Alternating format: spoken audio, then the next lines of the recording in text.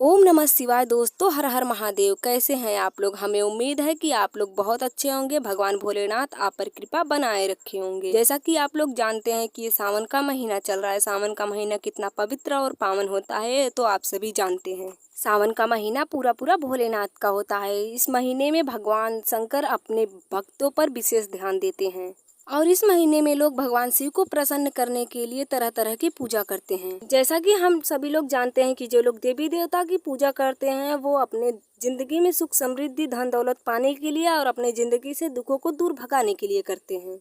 वैसे तो पूजा कई पेड़ पौधों के पास देवी देवता को मानकर किया जाता है, लेकिन क्या आप लोग जानते हैं कि तुलसी के पौधों को जल देने से और वहां पर पूजा करने से आपको किस फल की प्राप्ति होती है? अगर नहीं जानते हैं तो वीडियो को अंत तक जरूर देखें। जैसा कि आप लोग देखे होंगे कि बड़े से बड़े घर में बड़े से बड़े लोग तुलसी की पूजा करते हैं, जबकि तुलसी एक पौधा मात्र ही है।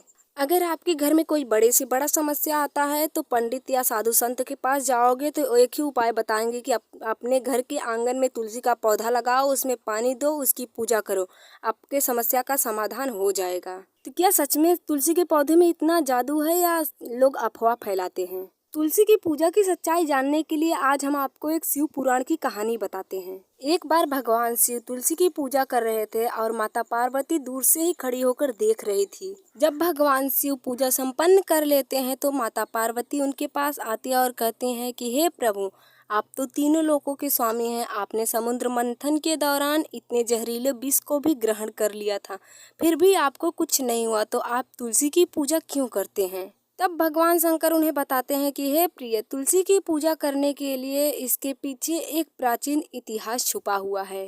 तुलसी के पौधे में भगवान विष्णु का वास होता है। अगर कोई व्यक्ति भगवान विष्णु की पूजा करवाता है और उस पूजा में बनने वाले प्रसाद में अगर तुलसी का पत्ता नहीं मिलाता है तो भगवान विष्णु उसके प्रसाद को ग्रहण नहीं करते। आप लोग बहुत जगह पूजा पाठ में गए होंगे और पूजा पाठ में गए होंगे तो आपको प्रसाद जरूर मिला होगा और उस प्रसाद में जो पंचामृत मिलता है उसमें तुलसी का पत्ता जरूर मिलाया रहता है। अगर नहीं मिलाएंगे तो वो पूजा सफल होता ही नहीं है। भगवान शंकर माता पार्वती से कहते हैं कि हे देवी, पूर्वकाल की बात है, देवपुरी में एक दिवाकर नाम का ब्राह्मण रहता था।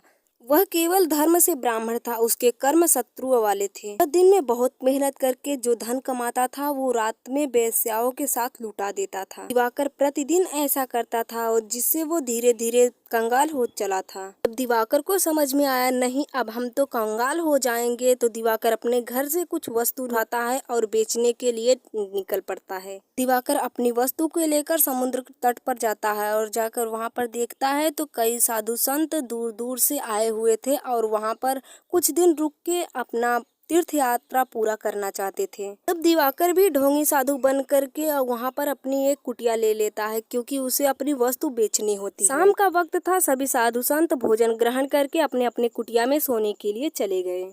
जब सुबह होता है तो दिवाकर अपने कुटिया से बाहर निकल के देखता है तो सभी साधु संत समुद्र तट पर नहा करके तुलसी को जल दे रहे थे। दिवाकर भी समुद्र तट पे गया नहाने, नहा करके तुलसी को जल देने लगा। उसे नहीं पता था कि तुलसी को जल देने से क्या होता है और उसने भगवान विष्णु का भी नाम नहीं सुना था, उन्हें कभी याद भी नहीं किया। वो रोजाना ऐसा करने लगा, तुलसी को जल देने लगा, तुलसी की पूजा करने लगा। दिन जब प्रभाकर सुबह सोकर उठता है और जाता है समुद्र तट पे नहाता है और तुलसी की पूजा करता है, जब शाम होती है भोजन ग्रहण करके अपने कुटिया में आकर सोता है। तब दिवाकर के बिस्तर के पास एक सांप आता है और उसके हाथ में काटता है और वो सांप चला जाता है और दिवाकर की मौत हो जाती है। सभी साधु संत उठते हैं, जाते हैं समुद्र तट पे नहाने, नहा करके आते हैं। जब दिवाकर नहीं दिखता है तो उसकी कुटिया में जाते हैं और जाकर देखते हैं तो दिवाकर की मौत हुई रहती है। तब दिवाकर को उसकी कुटिया से बाहर निकाला जाता है और उसी वक्त यमराज के भेजे हुए 2 यमदूत आते हैं दिवाकर के पास। दिवाकर की आत्मा को लेके जाने लगते हैं तो दिवाकर पूछता है कि रुको, मेरी मृत्यु कैसी हुई? यमदूत बताते हैं कि तुमने इतना पाप किया है इसलिए तुम्हारी मृत्यु सांप के काटने की वजह से हुई।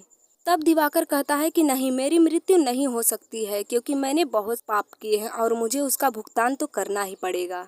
तब यमदूत बोलते हैं कि अब तो तुम्हारी मृत्यु हो चुकी है, अब हमारे साथ चलो यमलोक में। जब दिवाकर को यमलोक लेके जाया जाता है तो दिवाकर को स्वर्ग मिलता है। दिवाकर ये सब देख के बहुत आश्चर्यचकित रह जाता है कि मैंने इतने पाप किए हैं फिर भी मुझे स्वर्ग मिल रहा है। तो दिवाकर हैरानी में जाकर के यमराज से पूछता है कि मैंने इतने पाप किए हैं, मुझे स्वर्ग क्यों मिल रहा है? तब यमराज कहते हैं कि इसका उत्तर तुम्हें श्री विष्णु जी देंगे।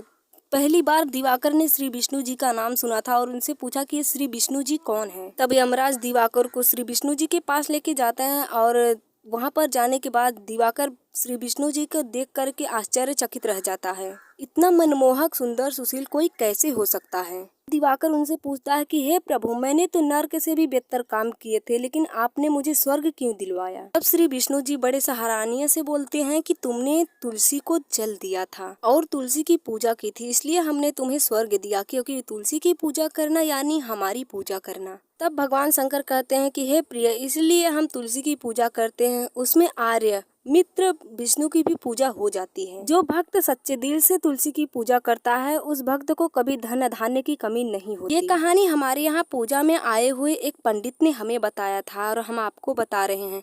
कैसी लगी ये कहानी? अगर अच्छी लगी हो तो कमेंट बॉक्स में जरूर बताना और कमेंट बॉक्स में हर हर महादेव जरूर लिख के जाना प्रिय। ऐसे ही वीडियो के लिए चैनल को सब्सक्राइब कर लो।